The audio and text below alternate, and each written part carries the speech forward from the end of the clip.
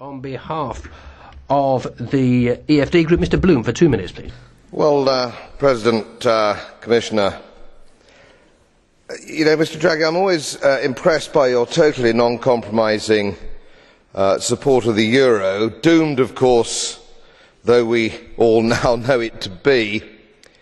It appeals to this certain Englishman. There's a sort of Shakespearean quality, I have to say, Lear-like. It puts me in mind of his great speech, "He shall do such great deeds, he knows not yet what they are, but they shall be the terrors of the earth." Can I make a plea for my friends and their families in Cyprus? A microbrewer who had his savings in a bank to start a microbrewing company, not a rich man at all, but of course it was more than €100,000 because it was his life savings. A retired British Army officer whose life savings have all but now disappeared in the Great Cypriot bank heist. Of course the big boys got their money out early, didn't they? It's always the little people who get shafted, isn't it? I'm not totally convinced that you really care about them. Can you give me an assurance that you will do whatever it takes to get these poor people's money back? We now have a situation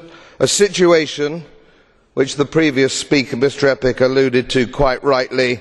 The Fed, the Bank of England, the ECB, the Bank of Japan, all completely bankrupt, holding mountains of junk bonds bought with counterfeit money.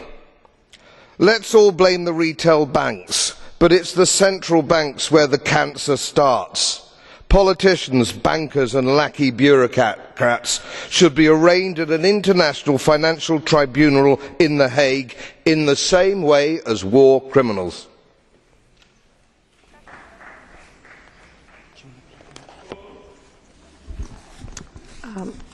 Okay. Do you accept the blue card? There is a blue card for you. Mr. Bloom?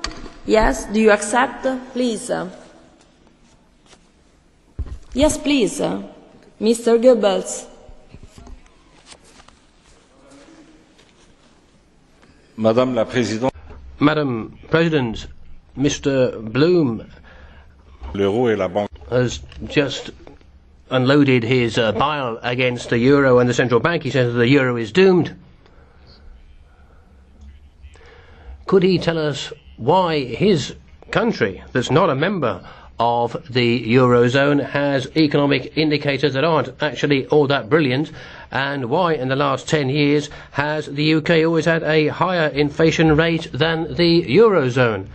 Is the EC bank jet policy actually as bad as he seems to think? Let me assure you that United Kingdom politicians and central bankers are no less stupid than the people out here or the people in Washington. Believe me, they disgust me just as much. They have absolutely no idea, and they are bankrupting the United Kingdom just the same way as this organisation is bankrupting Western Europe. Yes, I take your point very well.